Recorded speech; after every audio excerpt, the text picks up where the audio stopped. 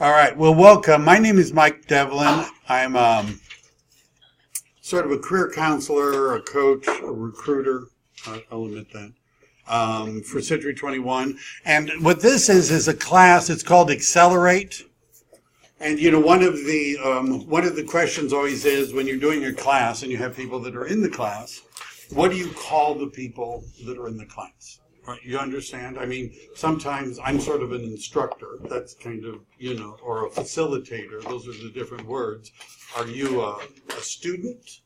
Are you a participant? And what's fun is we actually have a word for people that are going through Xcellerate. It's called being an accelerator. Do you like that? Accelerator.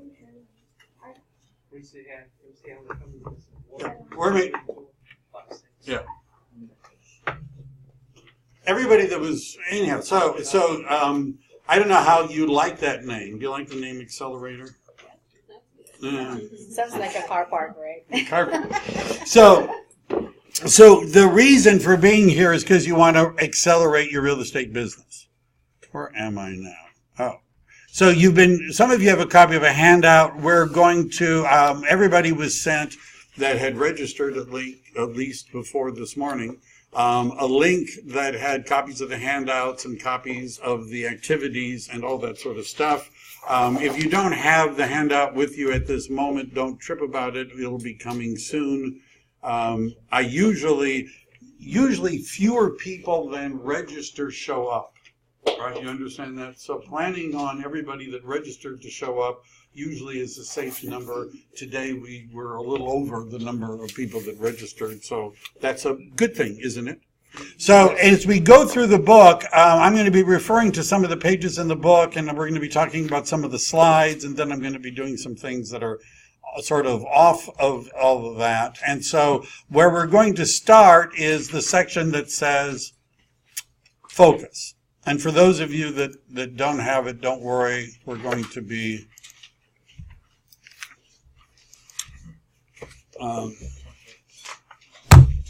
just looking at the slides.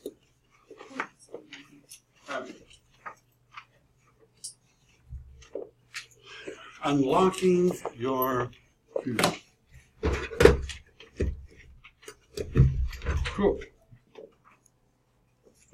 So, focus. It's good to see so many people here on a, Monday morning, with the traffic and all that. Why would you make the effort to come to here? What would it look like if you got what you wanted from this class? What would that be? Does anybody have a bagel? All right. All right. Some of you got a bagel, a handout, a chair. Anything else besides food, a place to sit, something to do? Thank you, Melissa. Lead generation. Lead generation. What about lead generation?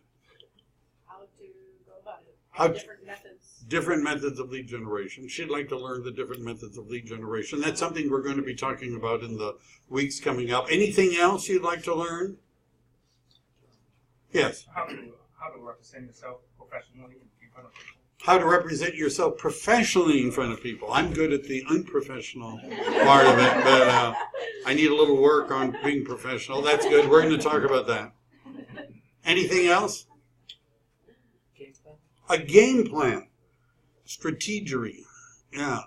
We're going to talk about strategies and developing a business plan, and we're going to be working on that as we go for the next 4 weeks. What else would you like to learn? What is your expectations? Don't say lunch. You're not getting it. It's either bagels or lunch. You don't get both. How to get a client. How to get a client. You're going to learn how to get a client. All right. Well, it's good to have at least an idea of what you're expecting to get. So far, none of this sounds that challenging, but we're going to go through lead generation. We're going to talk about planning, about a game plan. We're going to talk about all that. And I'm not sure which page this is on. I think it's the next page. But at the beginning, the concept is that we have businesses. We are in an industry.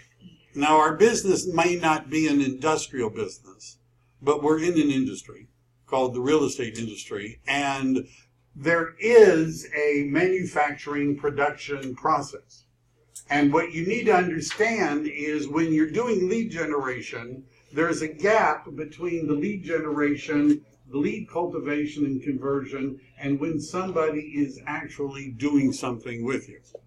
So some of the studies have shown that people begin nibbling on websites, doing searches, registering, and doing stuff sometimes as much as 18 months before they actually buy a house.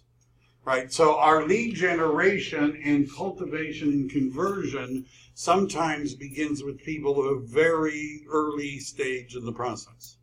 Right? One of the things that was the most memorable that I learned as a newer agent was the fortune is in the follow-up. And one of the things that we've learned is that 70% of all real estate transactions, if you analyze at where did they come from and at what point did the agent meet, 70% of all real estate transactions come from following up with clients, not from an initial contact. So if you go and knock on enough doors and ask, do you want to sell your house? When do you plan on selling your house? Are you interested in selling your house? Eventually, you're going to find somebody who says, I want to sell my house. Right? And that could be immediate business right now. The reality is 70% of our business is not going to come from that. It's going to come from people saying, well, I'm thinking about it, maybe next year, I'm not really sure, it all depends, we're kind of sort of interested. So in the long term, what we need to do is know we're going to cover this, know how we're going to contact the people, what we're going to do with them, and how we're going to cultivate that lead. You understand? Because if we just ignore them, they're going to end up buying the house, just not with us. All right, same thing for sellers.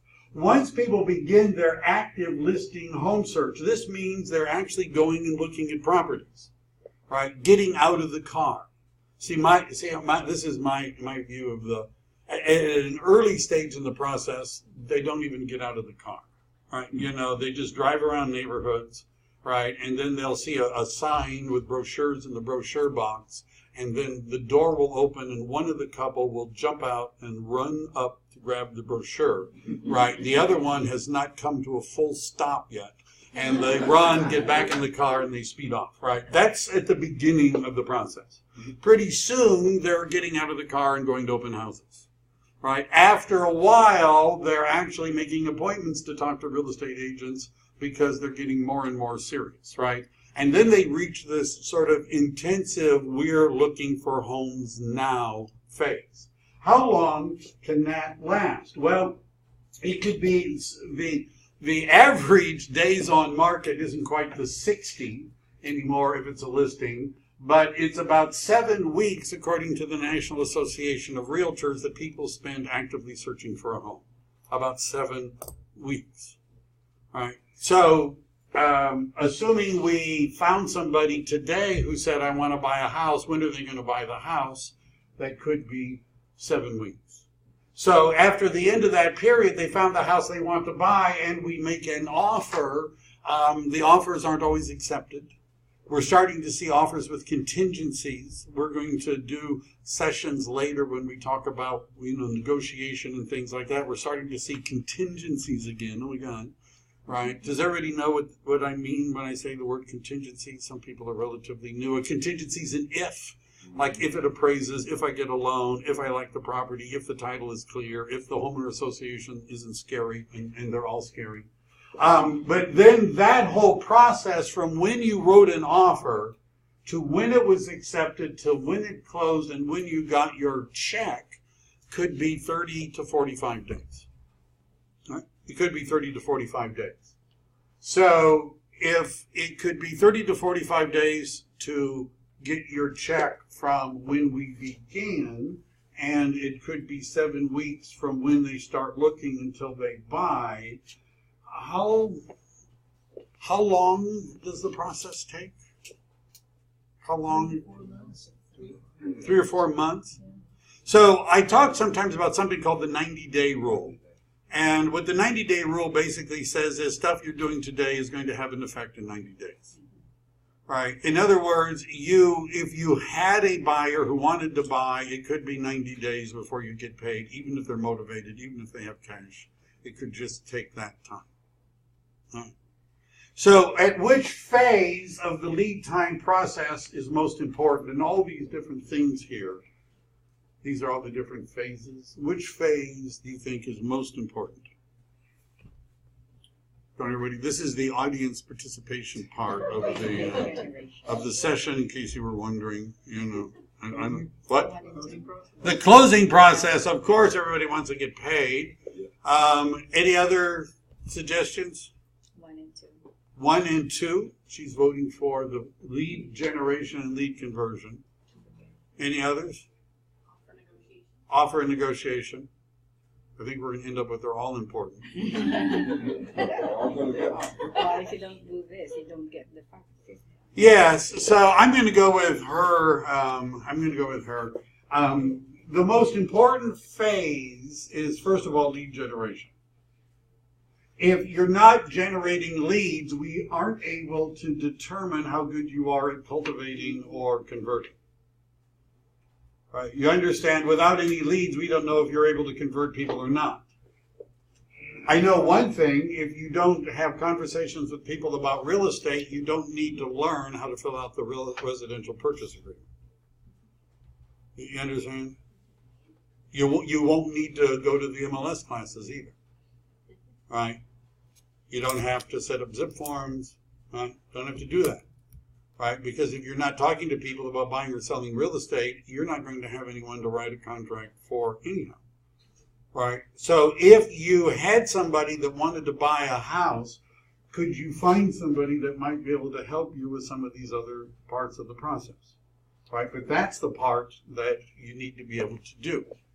Now, one of the challenges about being successful in real estate is almost every one of these steps requires specific knowledge and skills in order to do well. Right? And if you're lead generating but you can't convert, if you're converting but you can't close, then you still don't get paid. Right? All of these are different steps, and we're gonna talk about them. Yes, it could be 50 days. We're getting longer days on market. So the challenges are, and we really haven't gotten anything where you need the book. Everything's on the slides. By the way, sometimes what I've done for these classes, I've just copied the slides and gave those to people. Right? It's less copying. So does our industry have ups and downs based upon the season and the year? Right? Does real estate tend to go through seasonal ups and downs? Right? Now, we have to live with that to some degree. Now, I've been to lots of seminars where they say that it's all in your mind and that the winter can be just as good as spring and it's all up to you. And I've been doing this for a really long time, and it just isn't true. Right? You understand? It just isn't true. It is true that you can make money, and there's an opportunity during the times that are normally less of a peak, but the market does slow down at certain times of the year. We know that about 80% of the transactions occur in 3 of the quarters. It's the November, December, and January, those 3 months constitute a significantly less percentage than a quarter of the transactions, right? That by the time we get to February, March, April, May, June, and July, those are the months where most of the transactions occur. So we do have monthly and seasonal variations. We also have ups and downs as the market goes up and down.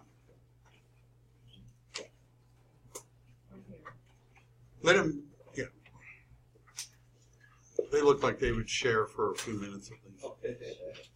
Keep printing. And then real estate is said to go through 10 to 12 year cycles. All right, how many of you have heard that real estate goes through 10 to 12 year cycles?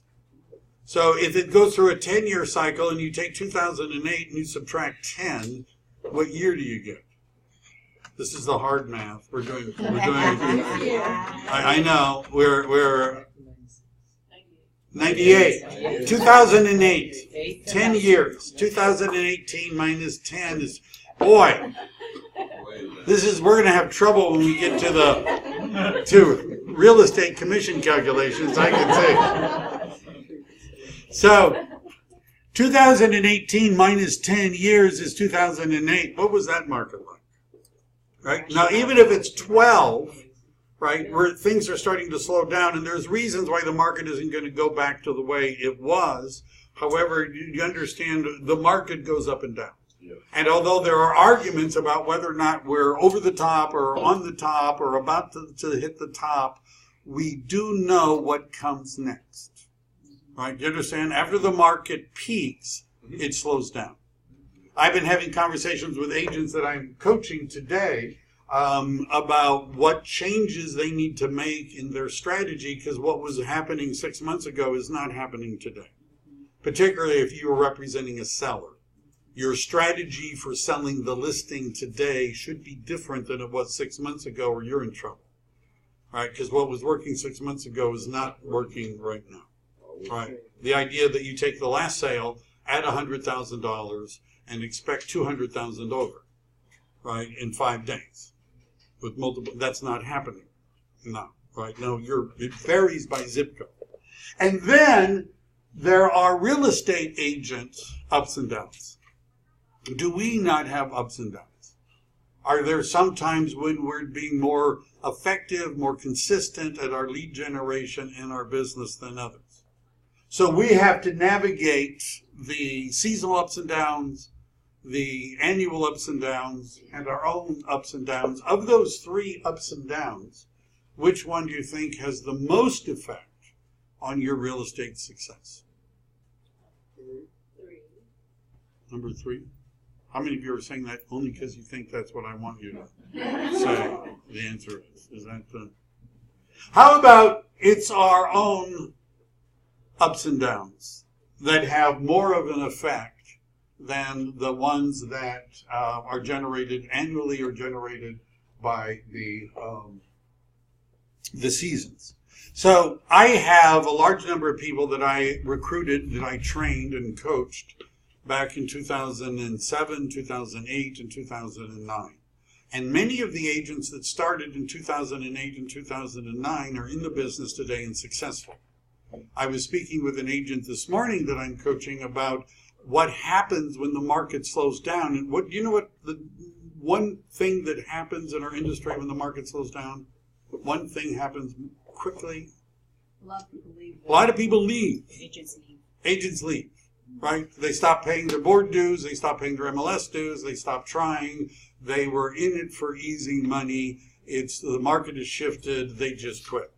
And I'll do it again when I have, free time, but I used to take the Department of Real Estate's statistics on how many agents there are and combine that with, get a handout from the gentleman outside, and then I saved you two chairs.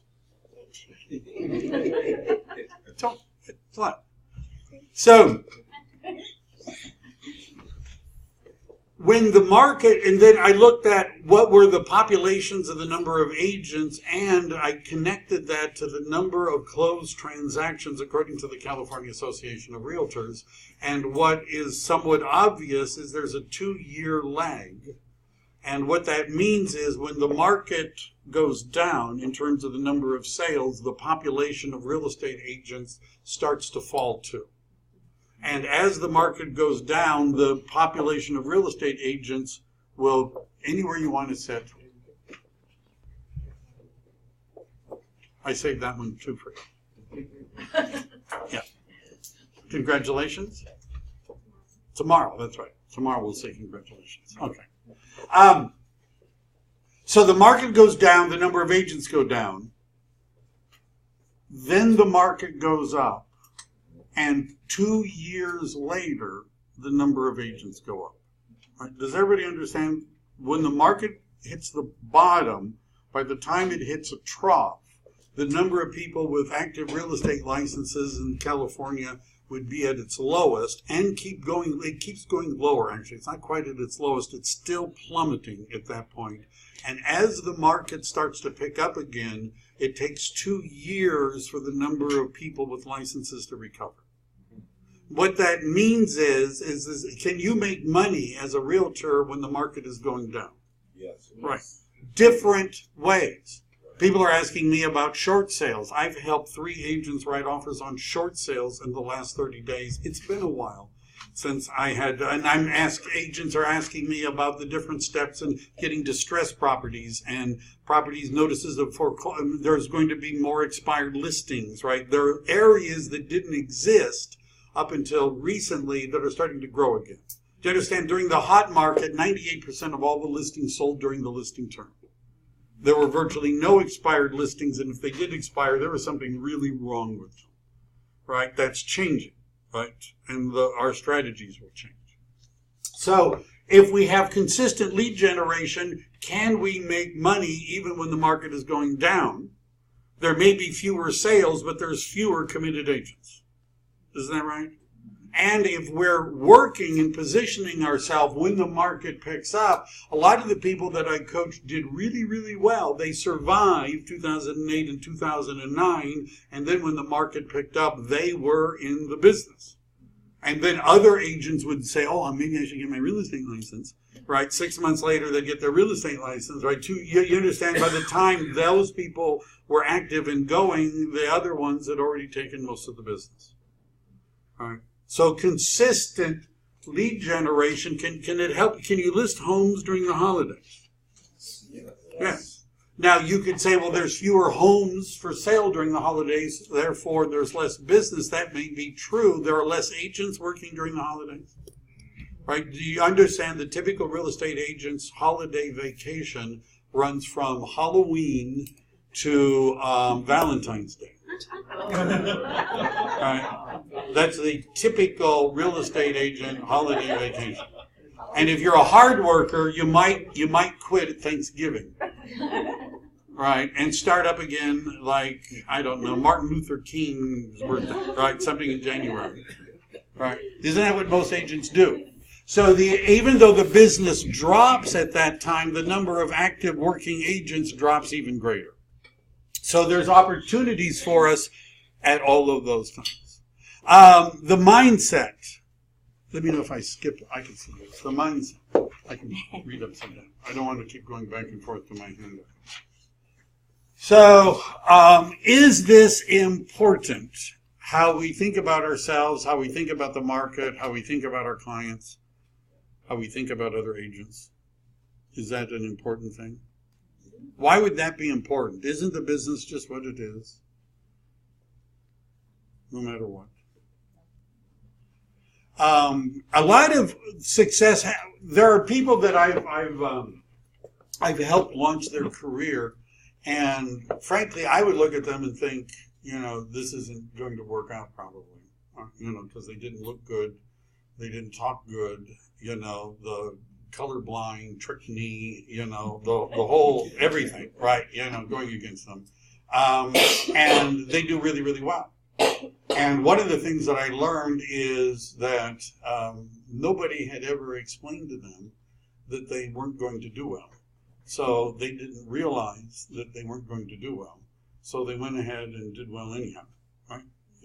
I actually had a manager who once said to me that this one agent was too stupid to know she wasn't supposed to succeed, right? Because she just didn't care what anybody, and she just went and talked to people and was very successful. You understand, we can also overanalyze it, right? If you're an analytical type, if you have a PhD, this is going to be harder, right? Right? I mean, this may sound, but the better you are at analyzing stuff, this could be harder.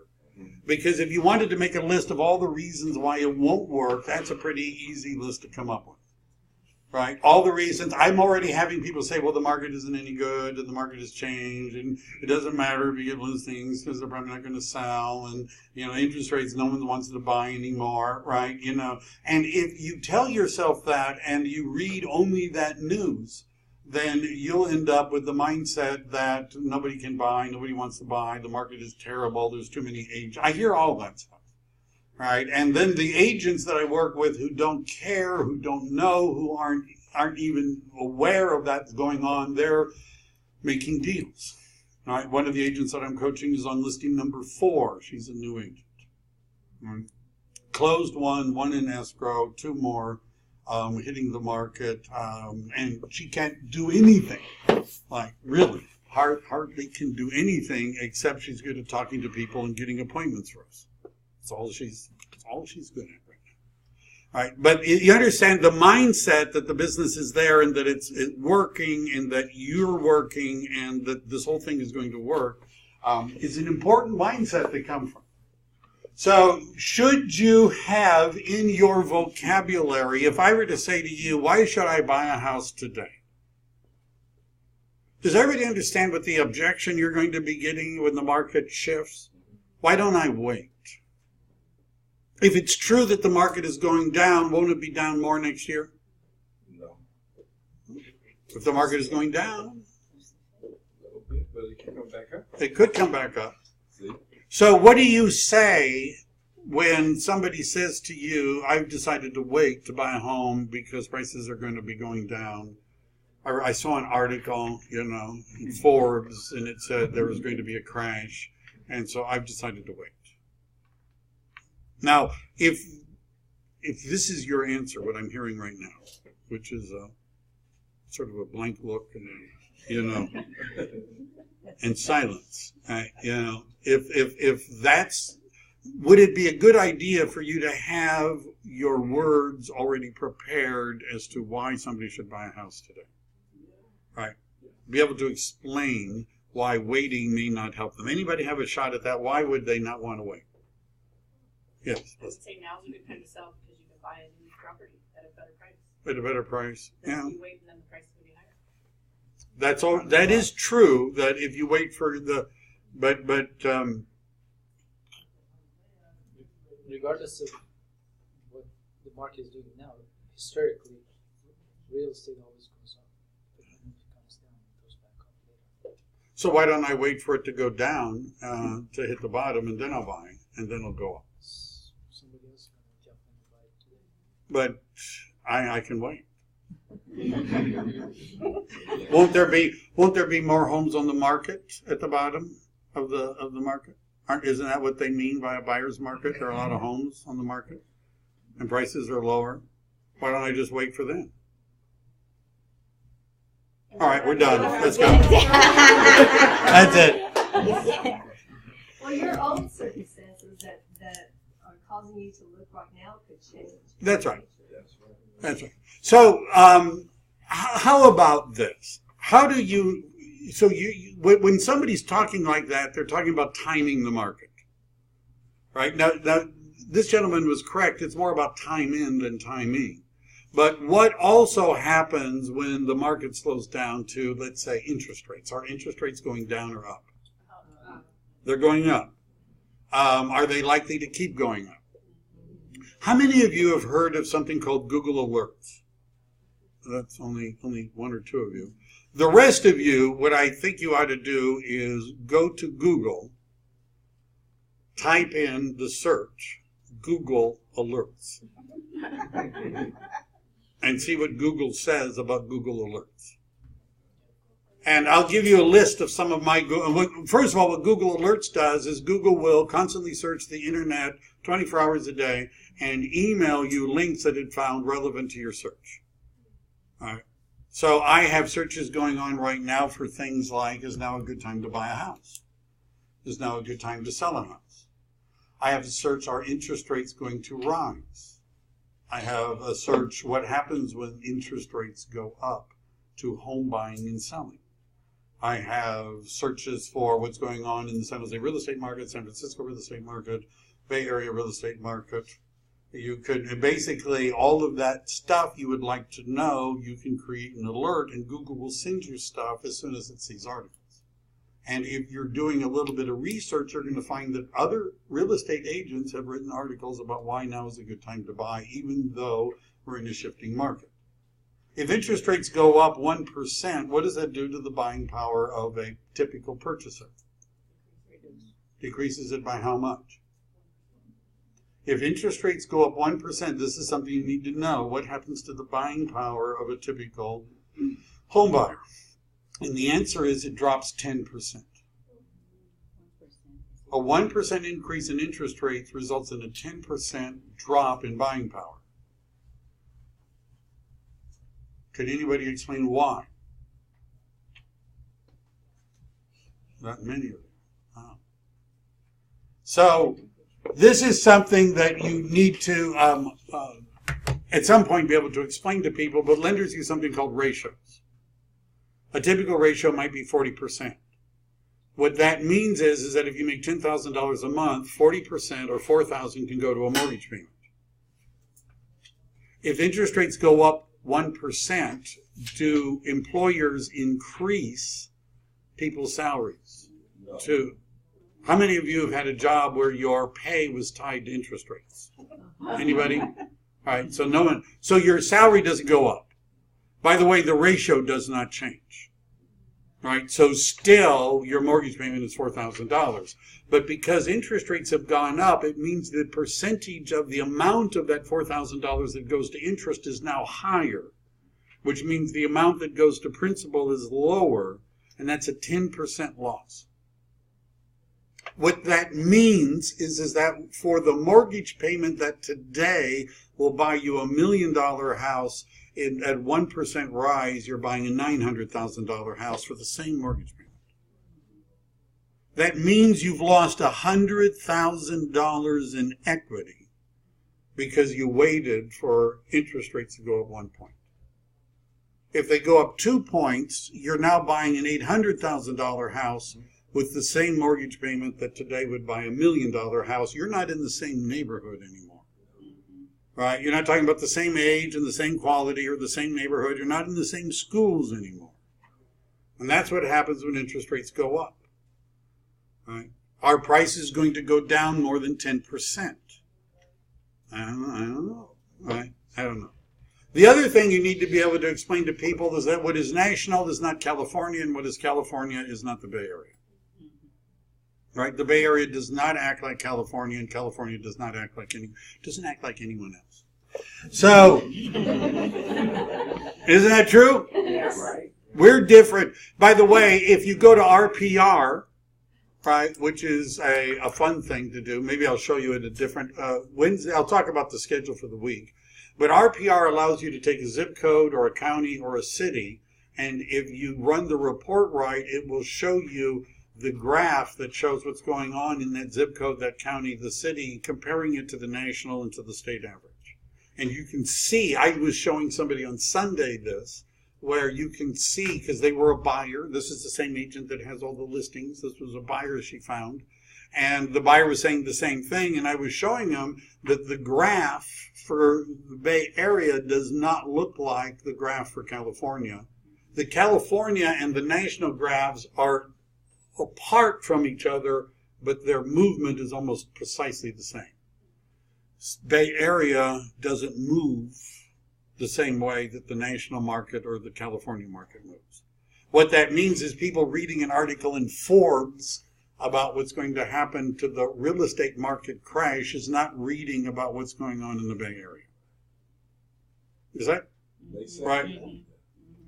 Should you be able to articulate why somebody should sell their home today rather than wait? This is a big one.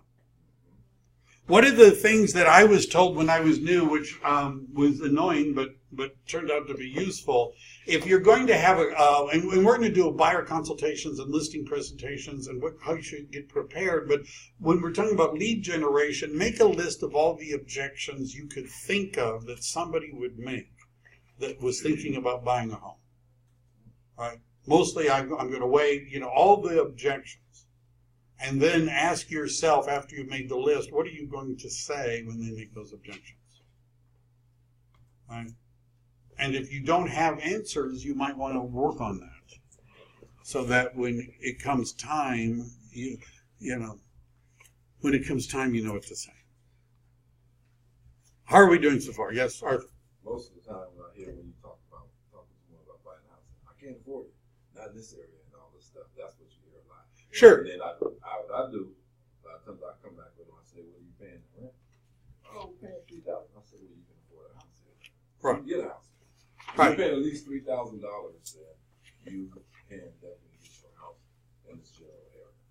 Very good. Give that man a bagel. I think you already got one. But, how about this? How would you like to find out how much house your current rent payment will buy?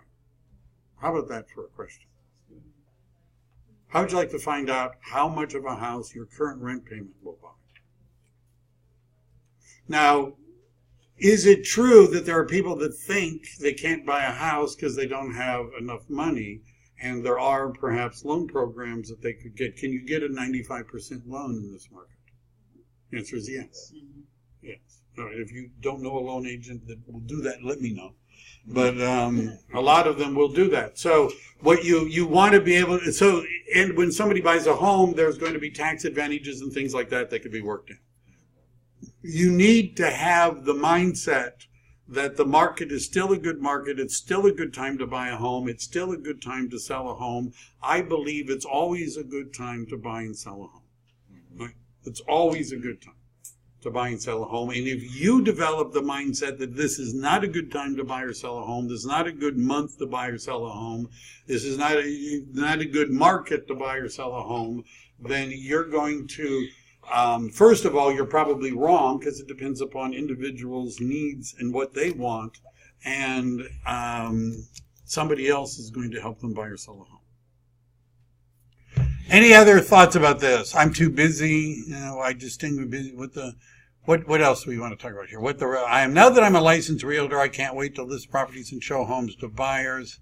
The only thing I wanted to really say more about, wrong one, about this is you have to accept that you have become a salesperson. You have to accept it. Your license says you're a real estate salesperson. That means you're in sales.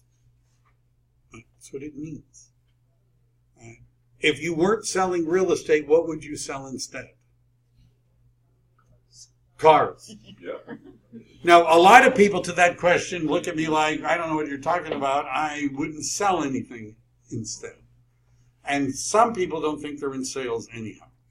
So the part of this that is, it's not about listing, how about this? It's not about selling real estate. It's really about following a schedule. All right, we're going to talk more about that. The schedule is my boss. I have daily activity goals that guides my workday. It's not about selling real estate. It's not about listing and selling homes. It's about following a schedule. Right. This is a mindset that we're going to be talking about. What are we going to be doing today? We're doing, this is what Xcellerate is all about. AIM. Every Monday we're going to have a class like this. Although it'll be better.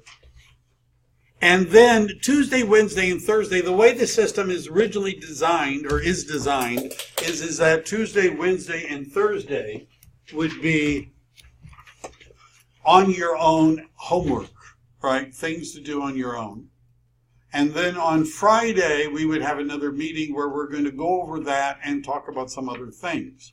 What I've done is scheduled from Wednesday from 11 to 1, we're going to do the homework as a group for those of you that would like to do the homework as a group, right? And there's a lot of things about your database, and there's a list of activities, and we're going to go through that list of activities on Wednesday at 11 o'clock to 1, right? If you're a self-starter and are going to do them all on your own, that's wonderful. But the meat of the program is not so much what we're doing on Mondays, but what we're doing Tuesday, Wednesday, and Thursday, right? Which is when we're actually going to be doing stuff. And then Friday, there will be lunch on Friday, right? Bagels on Monday, lunch on Friday, right? Just because I want you to show up. The team thing, we're going to talk about that a little bit later. We're all going to be doing this as a team. I'll talk more about that. And one of the things, this is a checklist of things that you might want to have with you. I have some of my own lists for this and things that we could add. So professional necessities and day-to-day essentials. And yeah, we're talking about having this stuff like in the trunk of your car, in a box, right? I know things like business cards, buyer presentation. How many of you have a buyer presentation? We've got one hand up. How many of you didn't know there was such a thing as a buyer presentation? I thought buyer presentation was called showing the house. Isn't that what we mean by a buyer presentation, showing the house? So a buyer presentation is material that you would give to a buyer where the goal of the buyer consultation is to get an exclusive commitment from them to work with you. How many so I'm not going to pick on, there's only one person that has a buyer presentation, so I'm not going to pick on her. But would it be a good idea if you had one to have copies of it in your car with you at all times? Yes. If you're at an open house and somebody said, I'm interested in buying a house, can we talk like right now? Are you ready to talk like right now? Right? Do you have a set that you could pull out of your car and give to somebody and go through with somebody and explain the buying process? How about a listing presentation? You have a listing presentation. Do you have 3 copies of that with you? If somebody said, if you're at an open house and a neighbor says, I want to sell my house, can you come over when you're done and talk to me? Are you ready to go over and talk to them when you're done? Right? So having those things with you, and by the way, it could be in a digital format, right? Depending if that's your style, but having those things with you at all the time would make it more likely for you to do business. One of my things that I rail about, and rant I think is another word, is as I look around at everybody in the group, one of the things I look for are name badges. I don't know, I look for that, right? See, I've got one, Ryan has one, this gentleman's got one. He's covering up his coffee stain, but that's another good use of a name badge. So would it be useful for you there's a phrase called suit up and show up. Would it be a good idea when you get up in the morning to dress as though you were going to do some real estate business? Right? Anticipating. So if somebody says, I'd like to sell my home, come over and talk to me, you don't have to go home and change to go talk to them. Right? Do you carry a computer with you? Or at least a tablet? If the answer is no, you probably are not in this place where you could write an offer if you had to. All right. You understand where I'm going with this is you should be ready to write an offer or list a house at just about any moment. All right. And that would involve a computer of some sort. You can use the phone to write an offer, but it's a pain. Right? I'm just saying you have to be really good at filling in all that stuff. Preferred vendor business cards. One of the activities we're going to do is creating a vendor list. I'll talk more about that today. You should have a name badge, yard signs. Lead sheets, I'll be giving you copies of those. That may be in the material, but this is questions to ask a buyer and questions to ask a seller. Is it professional to pull one of those out in an interview? Or should you just ask questions? Which is more professional? Asking questions or pulling up the form? When you go to the doctor's office, what do? Do they just sit there and chat with you and say, so tell me, ever been sick before? Ever had, right? Is that what they do? Or do they pull out a form? A long form, isn't that right? Asking you a whole bunch of detailed questions, right? Does that look professional?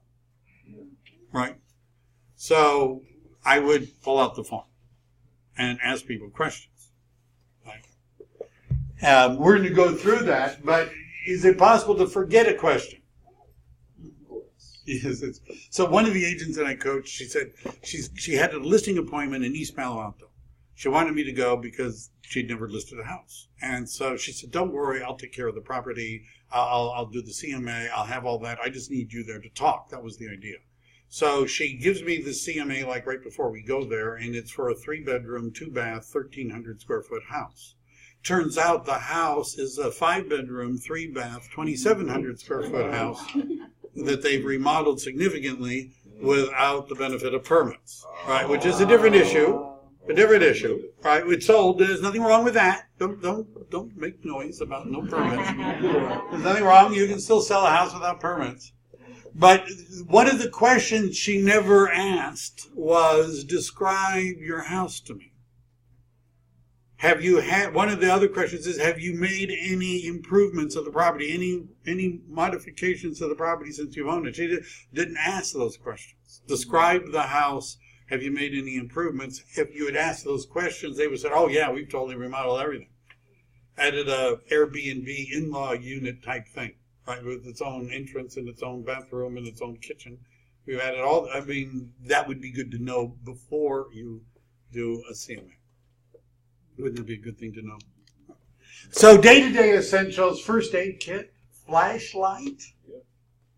I don't know. I've been in homes where the power had been turned off.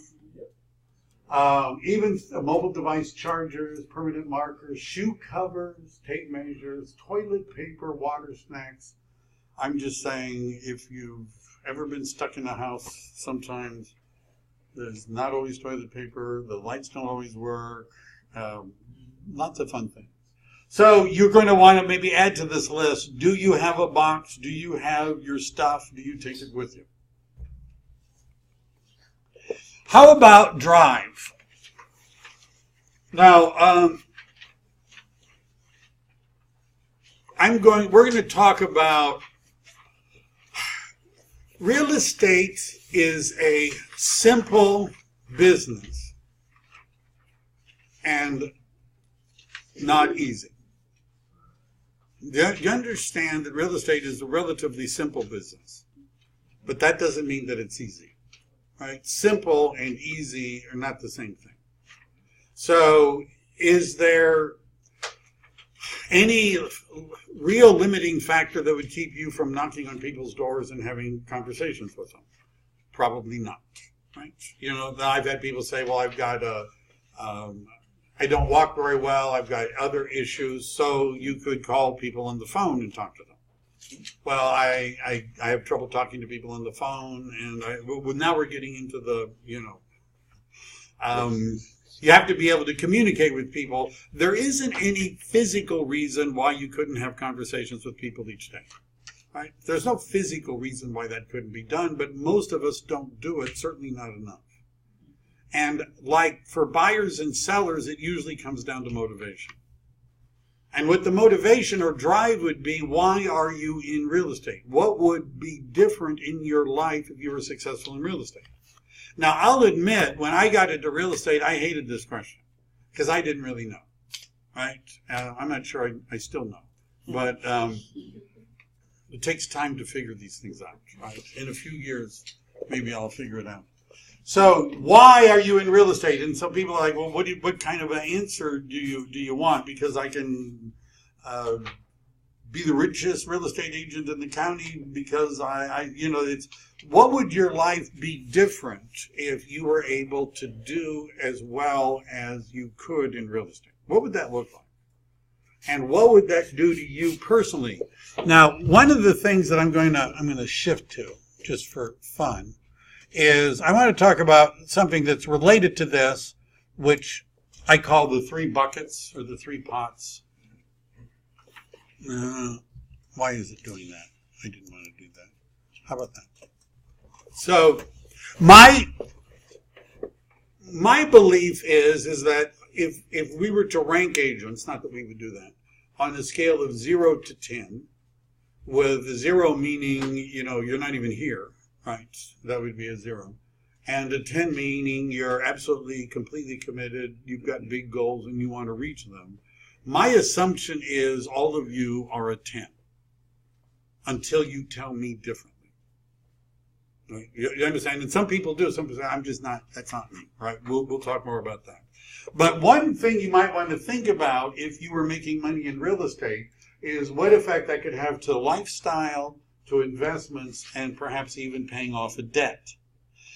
And so one way to think about this is, let's say, if you were to ask yourself the question, how much money would you need to make in a year that would support your lifestyle in the manner to which you wish to be supported? And as an example, let's say you've decided that you need $100,000 a year to eat where you want to and do what you want to. That's just what you need, right? That's just it. Now, would you like to be an investor? Do you only want to help other people get rich buying real estate and selling real estate, or would you like to do that too? Will there be a time, perhaps someplace in your future, where you either cannot or would choose not to work if you could? Do you think that's possible, that there could be a time when you may not be able to work or would rather not work? So the question is, if you have investments, are your investments sufficient that they could fund your lifestyle all by themselves? You understand? First, you have a lifestyle you would like to fund, but then it would be prudent for you to have investments that could fund that lifestyle even if you stop selling real estate. How much would you have to invest? There's this investor income rule of 10%. But if you wanted to make $100,000 a year, you'd need to have $1 million in equity, working for you, something to that nature. So if you want to make $100,000 for your lifestyle and you want to put in 20 to 40% a year, 20% a year would mean that in 5 years you would need $1 million in value for 1% return to be $100,000. So you would be also wanting to invest putting aside $20,000 to $40,000 a year into the I'm going to invest in the future fund. All right. If you were putting 20 to 40% a year, $20,000 to $40,000 a year into a fund, in 5 years or so, you would start to have money for investments, right? Or it doesn't have to be a real estate investment, right? It could be other kinds of investment. Do you have taxes? Is there student debt in your family? When you start making more money, you're going to realize that about 50% of it is going to go to taxes. Right? I've done these calculators with people where I put in 40% and they're like, that's not how much my taxes are. And my answer is, if you make that kind of money, that's what your taxes are going to be. So if 50% of the money is going to go for taxes, then the question is, as a general rule of thumb, if you take whatever your lifestyle number is and you multiply that by 2.5 to 3, that would give you an income goal that would allow you to pay off the debt, pay taxes, and invest money either in real estate or other places. Which means that for $100,000 in my pocket to spend and have fun with, you might need $250,000 to $300,000 in income, right? And out of that, you could pay your taxes, you could put money aside for investments, for retirement, and then have $100,000 left over that you could spend on your lifestyle. Does that make sense? Now, if you wanted to get $300,000, and I used a East Bay price range of $800,000.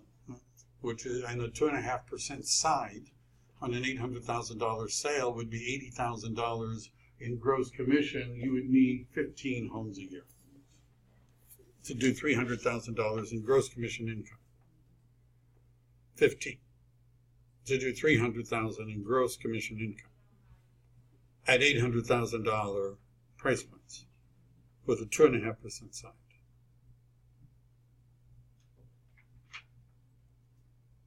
So this is something that would be useful to think about, right? We're back to how serious. One of my questions for buyers, I always ask buyers this question. I say to them, so would you say you're serious about buying a house?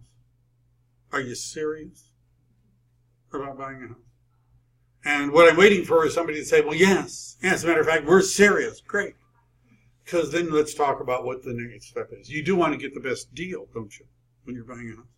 And by the way, so if you're an agent, I would ask you, are you serious about selling real estate? You know, are you serious? That's serious, wouldn't you say? That's serious. So what is your real goal? What is your real number? Now, sometimes I've had agents say to me, well, $100,000, that's what I want to make. Okay. What if you only made 90? Well, that would be okay. How about 80? Well, it's actually more I'm making right now, so I guess I could live with that. How about 70? Does everybody see where we're going with this? At 50, when they say, no, that's it. Oh, so that's your goal. Right? You understand the goal, what we're looking at, if you have drive, if you have a purpose, if you're doing this for a reason, that should not be something, you should not lower your goal Amen. to match your actions. Right. You should change your actions to match your goal. One of the affirmations or one of the things that I recommend you put someplace where you can see it, like on a calendar program or something like that, is a question: does your schedule match your goals? Does your calendar match your goals? Because 15 is that a doable number? Yes. I would think so. Yes. I've closed 6 transactions in 1 month. Right, and I was not anything special at the company that I was at in terms of number of closings in a month. Right, that wasn't an award-winning number. Right, so 15 is, you could easily do that. Was the 6 that you did with people that you knew, or was it a mix of people you It did? was a mix. I was doing a lot of, I did a lot of probates, and I geographically farmed an area called Blossom Valley in Almaden. And there were people that I knew. But that's not, the point of this is I want you to pick a number, right? At some point you're going to need to pick a number. That's where we're going, right? And would it be helpful if that number meant something to you? One of the things that we may be doing on Friday is talking about putting together a visual representation of whatever your goal is going to be. It's sometimes called a vision board. How many of you have ever done that or thought about that? So that if your goal is to go on, let me just say, it's sometimes difficult for us to come up with a great big why and a great big drive. But I think it's easier for us to come up with a bunch of little ones, right? If you were making more money, would you buy a new car? Would you go on a trip? Would you get a new house? Would you have an investment property, right? Let's start with those and work backwards from them. Okay, so let's, going back to so what 3 goals can you accomplish this year? Let's say you have a 5-year goal to be making $500,000 a year in real estate, just as an example. What could you do this year that would move you, of all the things that you could do this year, what thing could you do that would move you furthest towards that 5-year goal? What could you do? What 1-year goal could move you most to the 5-year goal? What would that be? All right, we could talk about the specifics, but it might be having a database grow to a certain size. We're going to talk more about that. So we take our 5-year goal and we ask the question, what is the one thing I should be doing this year that if I accomplished it, I would be moving most towards that 5-year goal? Now that we know what our 1-year plan, what our 1-year goal is, now the question is, what should I be doing this month? Of all the things I could do in the month of October, what is the one thing I could do that would move me to that 1-year goal? Does everybody see? Am I making any sense at all? Yes. So if we've now decided that what is the one thing that you could do in October, how about this week? What is the one thing you could do this week that if you accomplish it would move you further towards that 1-month goal? Now that we've decided what the one thing is for this week, how about today? Of all the things that you could do today, what is the one thing you could do today that would move you towards that 1-week goal, to the monthly goal, to the annual goal, to the 5-year goal? And then how about this? What is the one thing you could do like right now?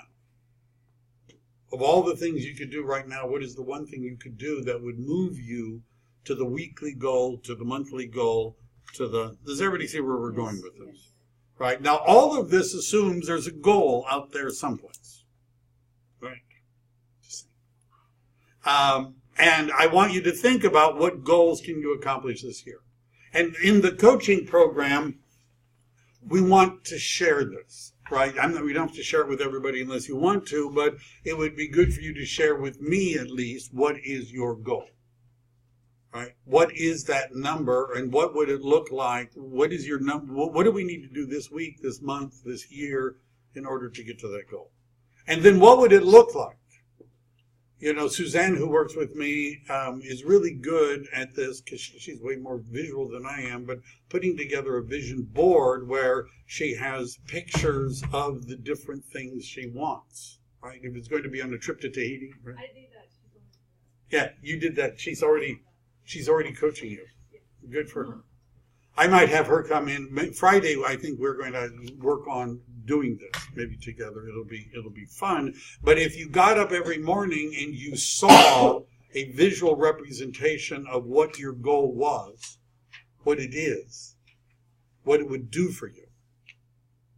Does everybody see where we're going, right? You need to be curious when you're talking to clients. So a client says, I ask the client, so why are you thinking of selling your home at this time? And they say, we're moving to Arizona. We're thinking about moving to Arizona. What should be my next question? When? 6 months. Why? Why Arizona? Why now? Now, if somebody says, well, we're retired and, you know, the kids have all moved out and, you know, we kind of like to golf and we want someplace hot and dry. And so that seems like Arizona. So we were kind of thinking about it. That's an answer. How about, well, our daughter's having our first grandchild and she's due in 6 months and we wanted to be there and we wanted to move there for when the baby is born. Is that a different motivation than we kind of like to golf and maybe, you know, it's dry and warm? Yes. Right. Right. That's a more real motivation. And if we had a better understanding as to why they were selling their home at this time, would we be in a better position to serve them because we understood what their goal was? Same thing for a buyer. Why do you want to buy a house in this neighborhood? Well, because of the schools. Our kids are a certain age, right? Is that important to you? Oh, yes. They want to be engineers. We want them to go to medical school. We also going to schools is really important, right? Really important. I actually say so that they can support you when you're old. Isn't that why you want your kids to go to good schools so they can support you later? Isn't that it? Well, that's I'm just so. Good luck. Good. It's questionable.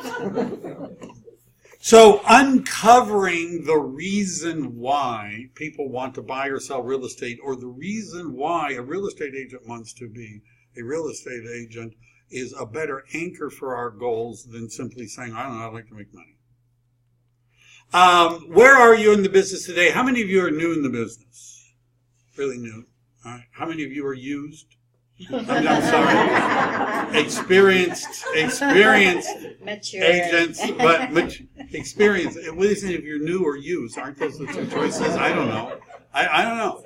Some of us are more used than others. How many have done more than 10 transactions? Okay. All right. So, if you're in the business already, and what has contributed to your success so far? Some of you haven't had success so far.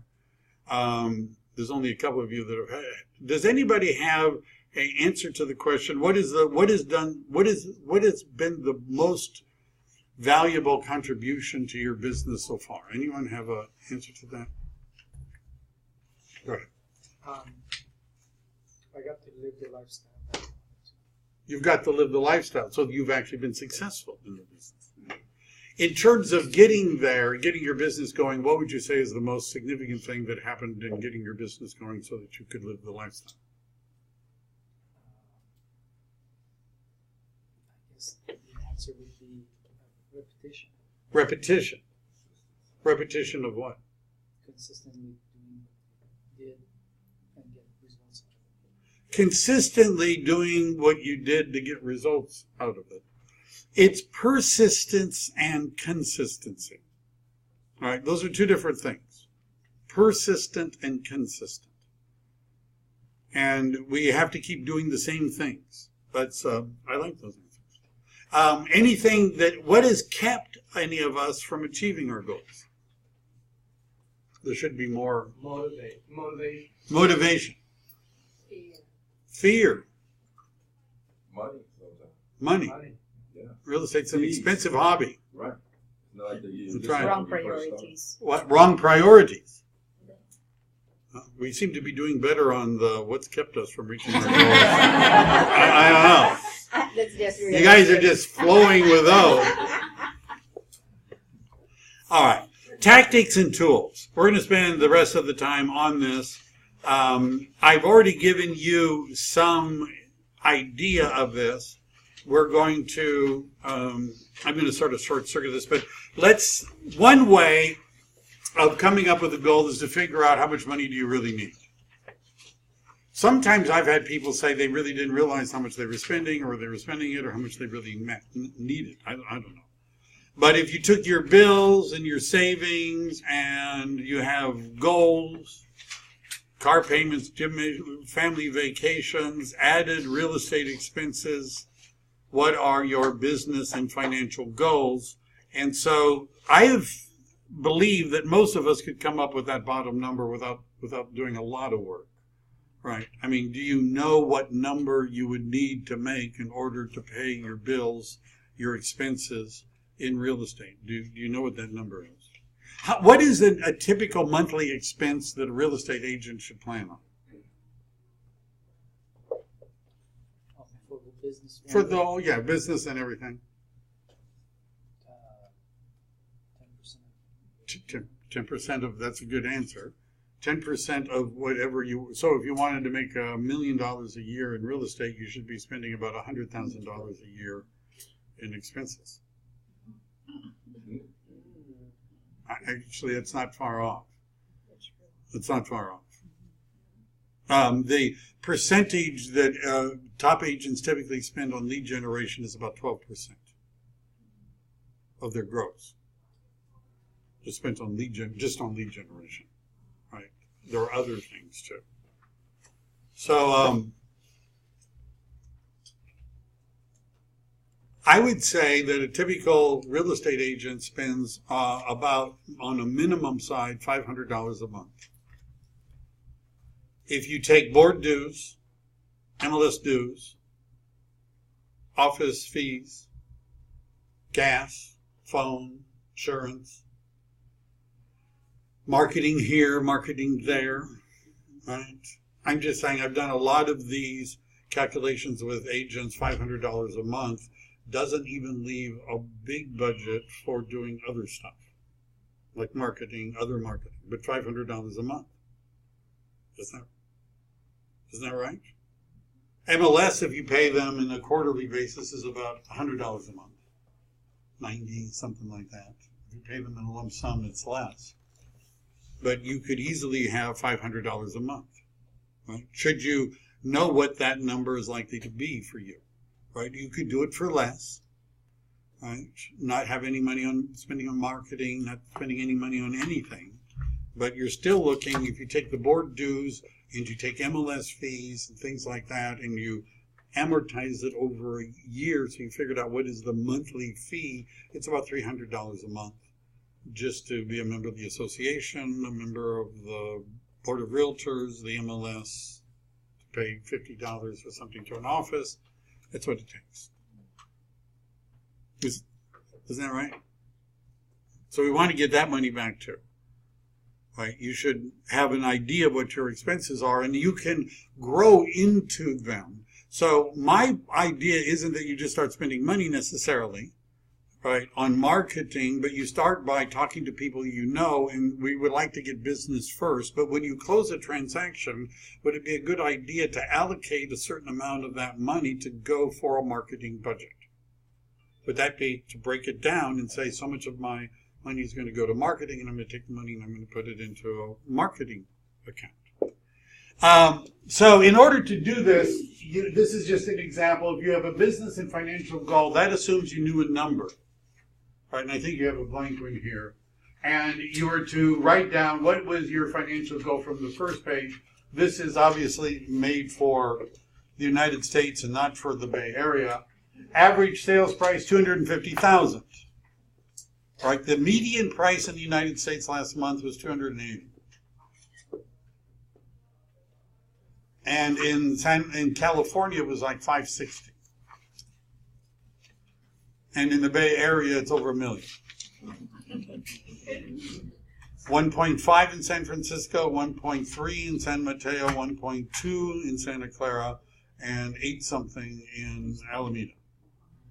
Should a real estate agent know those things? Yes.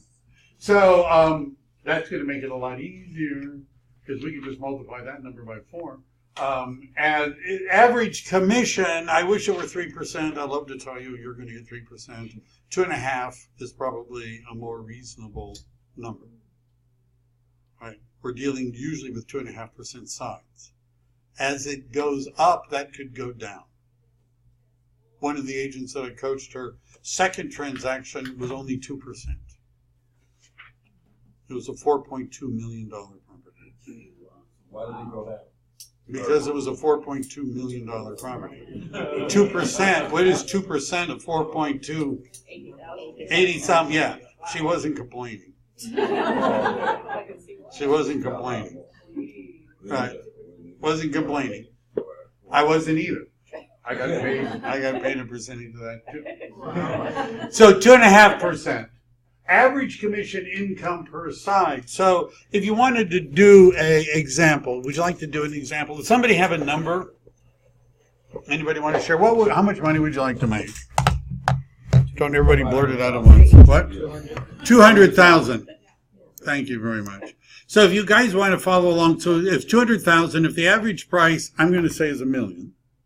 Is that all right? So if you could write this down, I guess, no, I can't really do it on this one. Average price is $1 million. Average commission is 2.5%. That means the average side is $25,000. I know that much. I've done that before. Your commission split is probably better than 50%.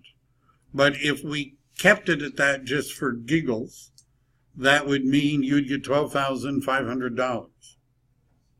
How am I doing so far? Yeah. Good. All right. So the number of so if you wanted to make $200,000. This is really an old one. 1, 2, 3. All right. We want to make $200,000, and our average commission was $12,500. Then we would need 16 transactions. All right. That would be 16 transactions.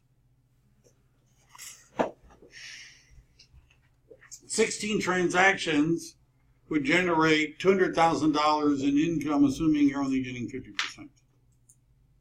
Which is not what you're probably getting, right? 16 transactions. A little more than one a month. Not a lot more than one a month. Now, how many appointments do you need in order to get one closed transaction? If you're new and you're just, I would say 1 out of 4. Right? I would say 1 out of 4. This suggests 3. By the way, agents that are experienced are closing 80% of their appointments. Right? You understand? I mean, if they have an appointment and there's 10 people, they're going to end up with 8 clients that buy or sell real estate. But let's say your mileage isn't that good. I'm going to do 4. So I'm going to multiply that times 4. That would mean you need 64 appointments. If you need 4 appointments to get a transaction, and you want 16 transactions, which would not be a bad place to begin, I'm just saying, wouldn't be a bad start, then you're going to need 64 appointments. How many weeks do you plan on working each year? And it's probably not 52. People always say 52. No. I'm guessing 48 is a closer number to reality than 52, right? But do you want to do, are you guys going to work 50 weeks a year? How about, I'm going to divide by 48. Hey, we're in real estate. Isn't that right? We're not going to work all the time. Is that right? Yep. You're planning on the Thanksgiving to Martin Luther King Day vacation, aren't you? Like all the other real estate agents, they get on buses and leave town as soon as Thanksgiving occurs. So that would mean you would need 1.333 appointments a week. 1 1/3 appointments a week. Why don't we just say 2? If you had 2 appointments a week, and you did that for 48 weeks, you would have a lot more appointments than you needed. Isn't that right? So 1 1/3 appointments a week. Does that sound like a lot? Is that hard work? If you were in a business where your job was to hold appointments with people, and your average was 1.3 appointments a week, they'd fire you. Isn't that right? They'd be asking, well, what are you doing like all the other hours of every other day? You know, what are you doing, right? You know, your job is to hold appointments with people. You had 1, 2 appointments last week, right? They'd fire you, wouldn't they, for doing that? Because you're happy how many need to be contractors. So the number. So what number did I end up? I said 1.3 was the number of appointments you need. I did that. Working weeks. I already did that. Number of appointments. Theirs was 1 and 0.12. Mine was 1.3. Average number of prospecting contacts needed to result in 1 appointment. That varies a lot depending upon how you contact the person. If you're door knocking, cold, depending upon you and the market, it could be 100 to 150 doors that you're going to have answered before you get a transaction. Right? Your mileage may vary. I've been in a system where a lot of this was tracked by lots of people, and that's about the average in California. So over 100 doors have to open, and you have to have a conversation. As a general rule, people that you do not know, that you don't have a connection with, you're going to need to have at least 50 conversations in order to have an appointment. If there are people that you know or people that have been referred to you, the number that you need to get a client, the percentage is better. The suggestion here is 30, right? What I'm going to do, because we want to make sure you hit those numbers, is we're going to go with 50. Is that okay? So that would mean you would need to get 1.3 appointments a week. If you needed 50 conversations to get an appointment, you're going to need 66 conversations a week. And if you're working 5 days a week, that comes out to about 13 a day. 13. All right, now these are, yes, good. How do you do this? How do you do which? Or I'm new to this whole thing. I know you have to have conversations with people, but That's the whole goal of this series. That's the goal of the series. Right. So, and by the way, so 16, you're saying these have been conservative numbers. I'm assuming you're only getting 50%. I'm not assuming good ratios on anything, right? You understand? I'm actually assuming you're not doing a very good job at this, right? But if you contacted 10 people a day, if you made that, how about this? If you did 5 people a day, and you did that 5 days a week, 5 times 5 is 25, times 4 weeks is 100, times 10 months is 1,000 people. You would have contacted at 5 a day, 5 days a week, for 10 months. That would be 1,000 people you would have had conversations with. Right? You'd be closing transactions. Right? Isn't that right? So then, the number of prospecting contacts you need to make each week to generate the income, their number was 64. My number was a higher number, 30, I don't know, they said 34. What did I come up with? 13, I came up with so many a day. So they did the weekly thing. My number was 66 a week, 13 a day.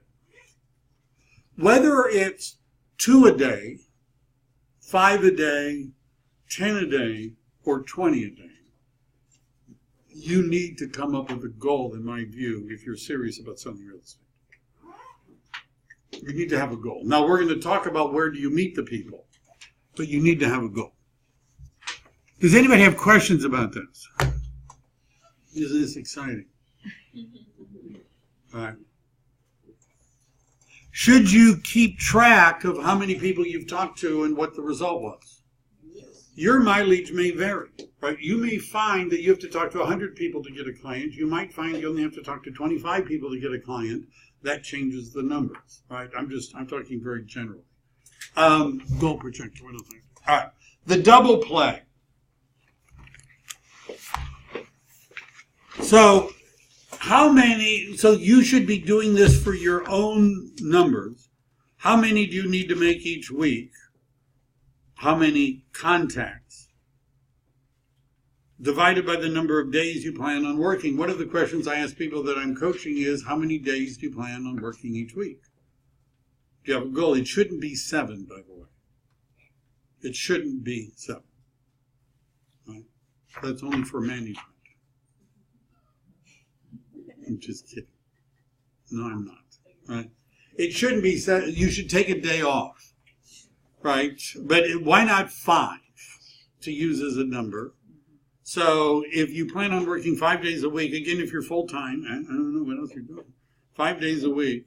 So whatever the weekly number you need, divide that by the number of days. And so if you work 5 days a week, that would be how many contacts? 6 days a week, how many contacts? 7 days a week, how many contacts? And the contacts drive appointments. How many do you need to make every week? Appointments is the number one metric to be watching. I like to rebrand the whole idea of lead generation and prospecting, because some people don't like those words because they sound salesy. How about appointment setting activities? How about that? Does that sound like a nice phrase? Anything, my definition of a contact is anything you could do that would result in an appointment. Can that be social media? I remember it was 2012, I hired my first agent entirely through social media. She and I only communicated on Facebook Messenger. I did not bother to look to see if I could find her email or phone. Right? All of the conversation was on Facebook Messenger. The first time I met her, she showed up at the office and joined. I recruited somebody without calling them on the phone, without meeting them in person, without sending them an email. Do you think it's possible to do? I've done buyers and sellers too, by the way, that started off this way. So in my view, social media is a form of contact in that it can lead to an appointment. Right? Anything you do that could lead to an appointment is making a contact. The ratio might change. Does everybody have an idea of the appointments now? Wouldn't that be good? So the double play is contacts and appointments. Contacts and appointments. This year's goal for income would mean you would need to make so many contacts every day. For you to reach your annual goal, you're going to want to be able to say that means so many contacts a day. I see some people are doing the math. Some people are, I don't want to do this math. That's how many you need to make every day. And to go on appointments, you're going to have so many every week. And then we're going to track it. If you needed 1,000 contacts, I have no idea if that's even close to the right number. Let's say you needed 1,000 contacts, and that comes out to 5 every day. And you want 1 appointment a week. And 1 week we didn't make, 5 times 25 contacts, right? That would be 5 a day. 5 times 5 is 25. Let's say 1 week you only did 20 contacts. Or 10. Or 15. What should that tell us about next week's goal? If our goal, what is it? We should increase it. In other words, if my goal is to make 1,000 contacts a year, and I'm dividing that by 12 months, and then I'm dividing that by 4 weeks, and then I'm dividing that by 5 days, and if I don't make the contacts in 1 week to reach the goal, it means the next week I either need to raise the number of contacts or lower the goal. One of the systems that I worked with, they would not allow agents to change their goal in the computer manually. Oh. You had to talk to a manager. Do you know why? Because agents would just go in and lower the goal. Right. Whereas the other option is talk to more people. Talk to more people, lower the goal. Talk to more people, lower the. I think I'll lower the goal. Right. And then after a little while, I'm still not talking to enough people. I'm going to lower the goal again. Right. So, this is an important part in being successful, is to have a goal and to have a number and to focus on reaching it. Plays of the day. So the double play is those two things, contacts and appointments.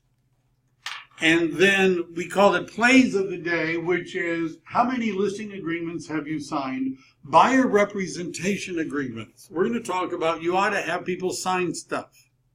If you're working with a buyer, I was having a conversation last night with an agent that I'm coaching about the buyer and the buyer making a commitment. And you need to be able to explain to a buyer what's in it for them to agree to work with you exclusively. We all know why we want to have an exclusive representation agreement with a buyer. Every agent can explain that. I want you to sign a document that says you're going to work with me so you don't work with anybody else, so I don't spend and waste any time on you and not get paid. Every agent can explain that. But why do they want to sign that agreement? What's in it for them? How is it going to help them get more house for less money in the better time frame than not signing the agreement?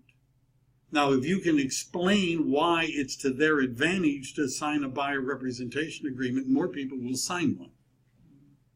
And I'll tell you from experience, the more times you show homes to people that you have not had a formal interview with, the less happy you're going to be about being a real estate agent. Right? When you cancel the dinner date and you're showing them, I did this one. So showing this house, this couple, I had a date, I canceled it because it was around dinner time. So I meet the guy who was my listing, and the wife's talking to me, and the husband was walking around. The lockbox key was missing, and some agent had taken it. And I asked the wife, I said, so where do you guys work? And she said, well, we're, kind of between jobs now. And I was like, oh, really? And then I heard noise, and the husband had sort of forced the sliding glass door in order to get in because the key was missing, right? So I learned you don't show homes to people that you've not talked to, right? Because I think he was a bankrupt, unemployed arsonist. And, just kidding. But we don't want to show them homes until we've had an appointment. Have you written any buyer representation agreements? Contracts written would be purchase agreements and contracts closed. Those are the metrics of our business. Contracts written, contracts closed, and agreements signed. If nobody is signing stuff, you're not getting paid. Right? One way to know if you're going to get paid is, has anyone signed anything lately? And if you're like, no, then you're not getting paid. All right. So, contacts, face-to-face, voice-to-voice. Face-to-face is probably the most effective way of communicating with people. Voice-to-voice is, probably good. Their information is in your database. Wednesday, one of the things I'm going to show you about is how to get your data into a database. We're going to talk about getting your data together. They have to know you're in real estate. I've actually coached people that are doing real estate as a dual career and they've got some other job and they didn't even want to change their LinkedIn profile because they didn't want people to know they were in real estate. This makes it much harder. Let me just say, when you're a secret agent, you wear disguises at the open house, right? Fake beards and funny glasses. So in case any of your coworkers wandered in, they wouldn't recognize you, right? That's going to make it much harder. When you speak, you ask for their business and a referral. You don't want to overdo this. We're going to talk. I hired somebody in our Oakland office, and she'd had the experience years ago of joining Mary Kay. And so In other words, most of her friends won't speak to her anymore. Is that what happens? Your friend joins a multi-level marketing company, right? And then no one wants to talk to them anymore. If you're obnoxious about this, they just won't talk to you anymore, right? So we're going to talk about the way to do it. But people don't do business with people they know. People do business with people they know that ask them to do business. You have to let people know you're in real estate, and you have to at least have a conversation with them. Let me just ask you an honest question. If you were to hear of somebody thinking of buying, selling, or investing in real estate, would you feel comfortable referring them to me? Right? I would ask people that question. If they say no, don't buy them a birthday present. Take them off your Christmas list. Isn't that right? If they say no, I wouldn't ever refer anyone to you. If they say yes, that we're moving forward. They are on a relationship building campaign. We're going to talk about campaigns, how to actually launch them. I'm going to be using Century 21 technology because most of us have it. There's a few of our people here are guests, but you can always join. Conversations, a Facebook comment or like. Facebook isn't just about posting stuff. You understand? You can get a lot of leverage on social media simply by like, sharing, and commenting other people's stuff. Nobody cares what I had for lunch today, but they care about what they had for lunch. Isn't that right? And they take pictures of the sushi, thing. And isn't that right? And you like, share, and comment. So you're bumping into a friend, having a quick chat, mixing and mingling at a party, and not mentioning work. Really? Hanging out at the gym, book club, ball game, school function. We're going to talk more about that. But to be visible. I happen to wear a lot of these things, right? My partner, Suzanne, who's way more stylish than I am, always is saying, why do you always wear those things? Right? And I was at a coffee shop, by the way, when somebody came up and approached me and said she and her husband were interested in buying a house. That coffee shop is called The Grind. That one, right there. Right? I was in there getting a coffee, and the woman looked at me. She looked at that and said, are you in real estate? And I said, yes. And then she started talking to me. She and her husband are saving money, and they're doing stuff to build credit to buy a house. I bet other agents have been in that coffee shop. Right? And she might have been there, but she didn't say anything to them. Do you know why? Because they were secret agents. Right? She didn't know. Right? Shout your value. We're going to spend time on this, but a value proposition is a statement of precisely what differentiates and set you apart from your competitors, telling a story of what you do, what you offer, and how it is accomplished. Yours, the benefit that you have uniquely qualified to provide to your sellers and buyers. Now, if you're brand new, do you have any unique qualifications? If you're a brand new real estate agent, never showed a house, never sold a house, do you have unique qualifications? And I would say yes, you should be making a list of transferable skills that you have from whatever it is that you've been doing. Have you ever done anything that involved customer service, customer relations, negotiation, marketing, advertising, sales, project management? Ever organized anything? Ever managed anything? Century 21 has also tools, resources, and support that you could talk about. We're a relatively well-known company. Did you know that? Right? We're relatively well-known. And if you're new and nobody knows you, it's difficult if nobody knows the company you work for also. There are some real estate organizations where the company is not important. They only want the agents to be important. And the disadvantage of that model is that everyone is building only their own brand. So the top agent in the office is a different brand than you, right? Because they use different logos and all this other kind of different stuff. There's something to be said that you have a brand that you can share that means more than you, right? You understand that there's actually is a national, international brand that people have heard of before that is they're being marketed to, that is the backdrop to support you. So why did you affiliate with the Century 21 system? You're going to want to think about what it is about the brand that you like, fundamentals that you like. We're going to actually on Wednesday go through the process of writing some of these out, right? We'll go through some examples. We'll talk about value propositions as well as unique selling propositions. The recognition, so this is, I think, the recognition that comes through your affiliation with Century 21 Real Estate together with your company's local validity will do some of the talking for you.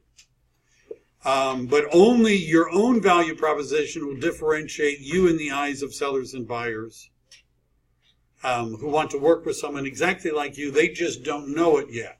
So last week we finished up launch, right? How many of you heard Orhan's presentation at the end about the company? Good. He told me to write down the names of the people that didn't come to his. I'm just kidding. Just kidding. We have video for that. So does it help that our group involves multiple offices all around the Bay Area, that we have offices in San Francisco and San Mateo County and Alameda County? I would get to know that. What would be something about you that would make people want to work with you as opposed to another agent from the same company, same brand? Anybody have something? Boy, this is a tough crowd. Offer more. Offer more. Yep, and actually give them something different, something more to look to opposed to just a regular agent. Yeah. Not just mere conversation with your actions. To be different from the regular agent, that would be good. Customer service, better customer service. How many real estate agents do you think say that they're going to do better customer service? All of them. All right. So that's not something we don't want to say, but is there anything, let's go back to the big drive, the why you might be in real estate. If you were making a lot of money in real estate, would you do anything nice with it? Yes. Besides, I'm not talking about buying shoes or going on Send your gifts, give them to your clients, your past clients. Past clients. Send them to their kids and their birthday, just different things, their birthday, anniversary. Right. Set up a research. Right. What's that? For personal reasons, I'll set up a research. All right. Research. So we're getting warmer up here. I've had agents that I've worked with. One of them, her thing was feral cats. Right. She was feral cats. Cats. Cats. Feral, not housebroken. Right. Running around, Stray cats. breeding more feral cats. And she was really into protecting, taking care of feral cats. Right, really into it. And even in her marketing, that's something that she would mention. And she sold real estate to people that cared about feral cats. Like, did you know that they actually have groups that go around and they meet and they do things? Just about any cause, anything, any charity, any kind of an activity that involves a group of people that you are interested in could be a way of you to meet people that want to buy or sell real estate. And by the way, there's an agent that I know, he likes to ride bicycles. Not just in the, go down to the store with the basket in front kind of. I'm talking about, wearing the special uniform with the special shoes and constantly riding in tournaments. And he gets business because he's into that. And everybody knows he's into that. And it becomes part of his branding. Right? You understand, like the feral cat lady, that was part of her branding. I told her she had to carry a bag of them around. Throw them at people if they I don't know. Forget that last part. That's just. So, is there anything that you believe in that you would participate in that you care about that other people might relate to? Right? You can work that into. So, your value proposition answers the why question. Define yourself, define your impact, define your market, and why should a home seller or buyer pick you? We're going to go through putting together for your presentations a list of what you're going to do, your value proposition for a seller and your value proposition for a buyer. I was doing this, how much time do I got? How many more pages do I have left of this? Not too many? About 20. 20? That's okay. Some of them are, I've looked at this before. So, in a value proposition, we're going to work on this week, but if you were representing a buyer, what could you do to help that buyer get the best deal when buying a house? Should you look at off-market properties? Would you do that? Would that help the buyer? What would that look like? Do you show buyers for sale by owners? Do you show buyers expired listings? Do you show buyers new home subdivisions? Do you show buyers notices of default? Do you do any prospecting? If the buyer says, I want this neighborhood, I want this price range, have you done any outreach to people that own homes in that neighborhood, in that price range, that might be interested in selling the property? Are those all things that you could do that would increase the chances that the buyer is going to get the house they want for a better price? Would those all be things that would be good for you to do anyhow? This is what I was telling the agent last night. The things that you're going to tell the buyer you're going to do are the things that you ought to be doing anyhow because it will help you find sellers. Isn't that part of the problem? The buyers have to find sellers. Don't you want to find sellers? Don't you want to? Help the buyer find sellers. So this week we have certain achievements. These are things that we're going to do this week. One is you're going to develop a value proposition. This, by the way, should be incorporated into a personal brochure. I have some samples, but do you have a personal brochure that you could give to a potential client that explains what you do for buyers and what you do for sellers that looks professional, that you could take to open houses, that you could include in a package for a buyer or a seller? Do you have a brochure? Magazine. Huh? Magazine. A magazine? Do you have a magazine? But do most professionals have a brochure that explains their services that they could give to somebody? Yes. Yes. We're going to work on putting one of those together, right? So that you can also, you need to be able to say it. The agent said to me last night, because I went through what it would look like, and she said, well, yeah, you sound really good when you say it. I've had more practice saying it. You need to practice saying what your value proposition is so that you can present it to other people. The right problems. I have a listing, but I don't have a polished and highly practiced listing presentation yet. That's the right problem. Right? I like those problems better than I don't have anybody to talk to. Right? So we have, by the way, classes on the CMA Toolkit. We have classes on the Century 21 listing presentation, and I've downloaded a copy. If you have trouble finding it, you should have one. You should have practiced it. You should be able to deliver it. Right? Wouldn't that be nice? Affirmations and power poses. I'm not going to do that right now because we're down to 20 pages apparently. How many of you say affirmations every morning? Right. You tried to. I like that's the spirit. How about this as an affirmation? I enjoy saying affirmations every day. How about that? It's sort of a joke. How about this? We all have them, but some of them are not affirming. How many people get up in the morning and say,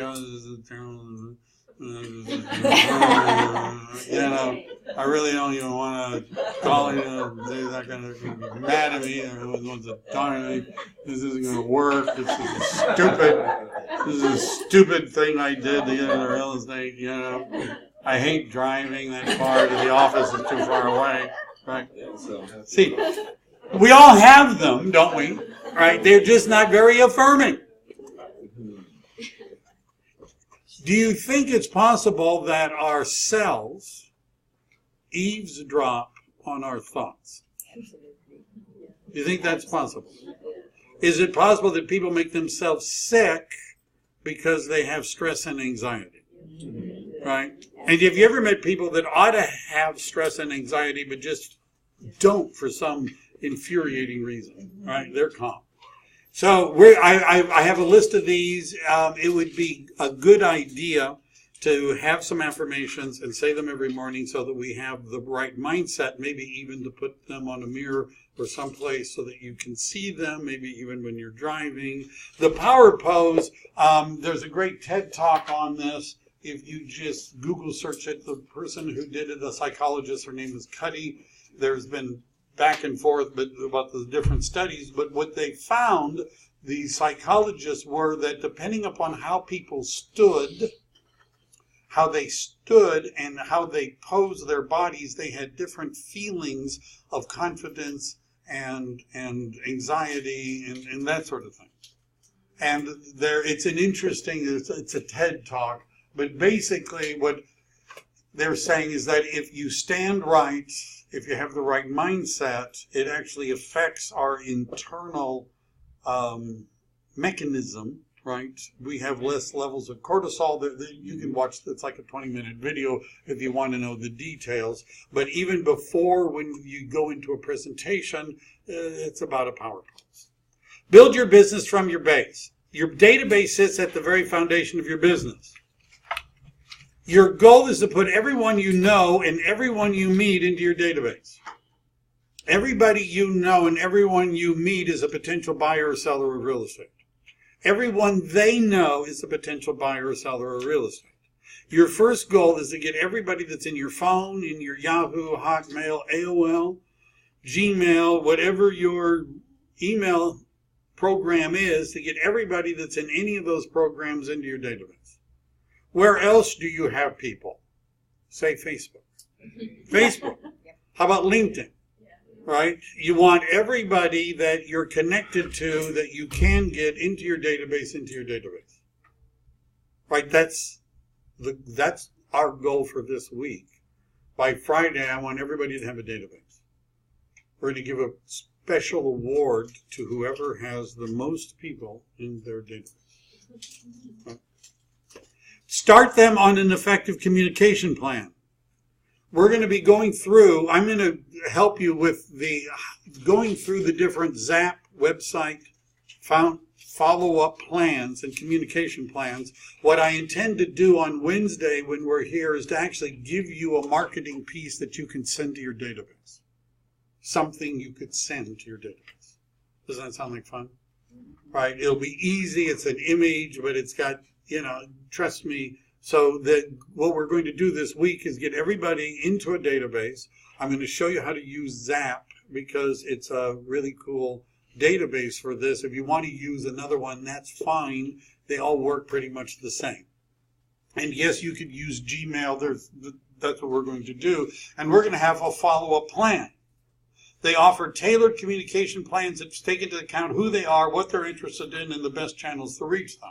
We're going to go through how to do that. You can create groups. There's different types and things like that. Add more relevant information. My biggest complaint about real estate agent databases is they don't have enough data in their database. Do they have children or not? Yes or no. If they don't have children, don't send them back to school stuff. Right? If they're not a father, don't send them Father's Day stuff. If they're not a mother, don't send them Mother's Day stuff. Don't send everyone in your database a Valentine's greeting. I'm just saying. Right? I'm just saying.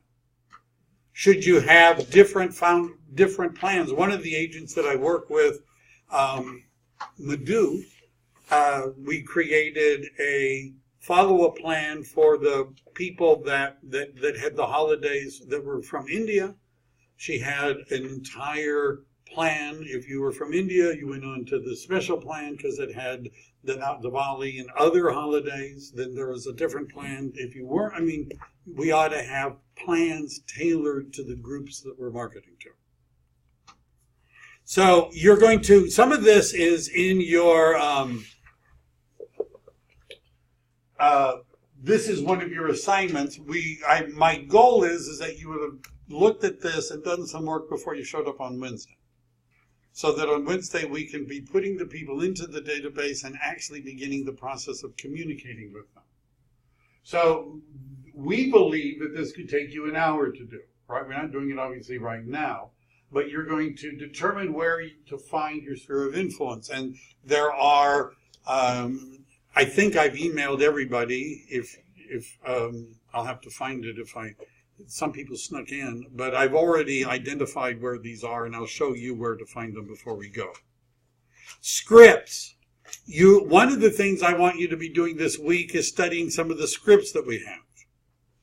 How many of you don't like the idea that we have scripts? Isn't there anybody that, everybody likes scripts? I'm surprised. Not everybody likes scripts. So we all have scripts. We all have things we say automatically when somebody says something to us, we say something to them. The question is, how good are they? How effective are they for real estate? So we're going to go through some of those scripts. And even we're going to start the process, we're not going to do that today in the class, of making calls. So those of you that are brave, right, between now and Wednesday we're going to do some of this as a group. But what we're going to do is actually start calling some of the people. Does that sound like fun? Sure. I can see your happy faces. So we're going through the list, we're going to put everybody together. We're going to have a positive mindset about it. We're going to create a contact list.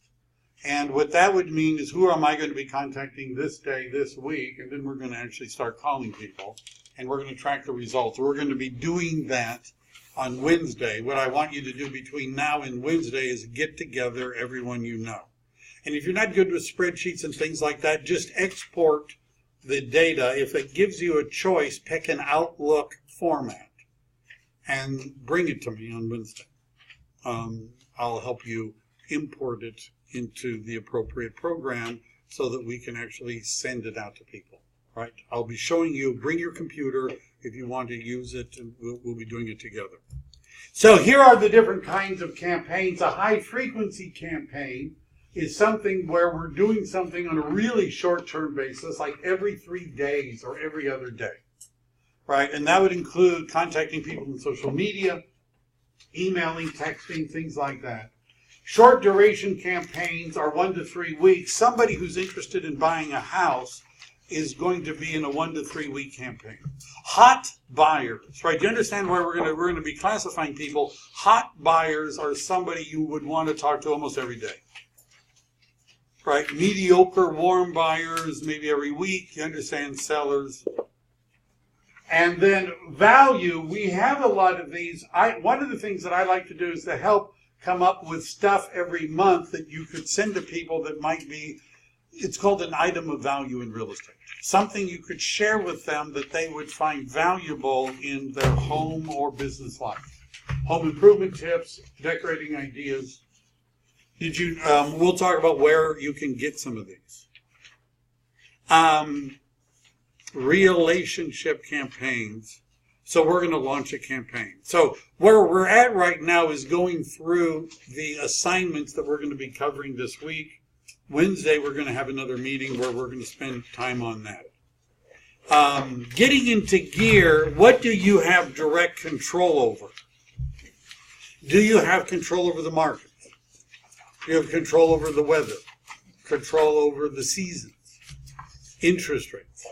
We have control over what we do on a daily basis to get business. Bucket, those are the things we want to focus on because we can control them. Things that we can influence buyers and sellers. Buyers who say, I'm going to wait till next year, they could be influenced. People that say, I want to wait next year to sell my home, they could be influenced. Sometimes the reason for them not making a decision now is they don't understand what's going on. They don't know enough. We could help them with that. And other things we can't control. Priorities. I know I'm getting to the end now. Priority number one is there's a difference between being busy and being productive. You've heard of the 80-20 rule? How many people have heard of the 80-20 rule? Is that it? Really? So the 80-20 rule says is that 20% of what we do produces 80% of our income. 20% of what we do produces 80% of our income. This is the 20% that produces 80% of our income. Making contacts every day and adding people to the database. If you were to ask what is the one thing you could do that would increase your likelihood of making money, it's meeting those goals. Right? Previewing properties, negotiating officer. One of the nice things about the ZAP website is it allows you to do property insights. How many people know that? I can see you're all up on that. And what you should be doing is seeing property every week and maybe taking notes about the property you saw. What will transform you from being somebody who got a real estate license to somebody who's in real estate among your friends and family and your peer group is when you start talking about specific homes that you've seen on the market. Right, you understand? When you say, hey, I saw this 5-bedroom, it's 2 stories, there's a full bedroom and a bath downstairs and 4 bedrooms and a master upstairs, it's a great in-law unit, who do you know is looking for a house like that? You now sound like a real estate agent that's actually looking at property. You should be previewing homes every week. You should negotiating offers, high on the list, assisting buyers and making offers, qualifying, showing homes, conducting listing appointments. That's priority number 2. The rest of this is priority number 3. Now, that's the 80%, right, that makes 20% of the money. It has to be done, but we need to focus on priority number 1. We do this first, that second, and then third. My best day ever. I want you to show me, if you're willing to, I'll show you mine, if you'll show me yours, what my week looks like. And it's heavily time blocked. Those of you that have made appointments with me know that I have a virtual assistant that you pretty much have to talk to, right? When you join my coaching program, I'll tell you what my cell phone number is. But you have to, because I'm time blocked, right? From a lot of times in the morning until at night, what am I doing at different times of the day, right? And what would be good to do is to come up with what a perfect day might look like, a perfect schedule. Good luck with that. But at different times, this may seem, people that are most successful in real estate have routines. This gentleman mentioned consistency, right? Doing the same thing. People that are successful in almost anything have routines. They tend to do the same thing at the same times on the same days.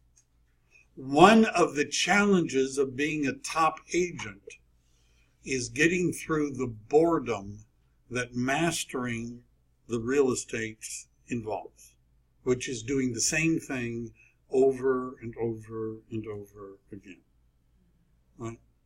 And that becomes boring, right? Trust me. However, it's also what makes money. So look at this. What would do you have networking, prospecting, administrative, priorities, lunch? Forget that. Appointments. What times of the day would you be likely to be talking to the people that are in your database? Is that a morning? Is it an afternoon? Is it an early evening? We might want to block that out. What times of the day would you be available for appointments? What times of the day would you be available for administrative? And you ought to have a calendar system of some sort. I don't care if it's a paper calendar or a phone calendar. You need to have a calendar. It's not about selling real estate. It's about following a schedule. And if it's not in your calendar, It doesn't exist. So, are you committed? Look through this.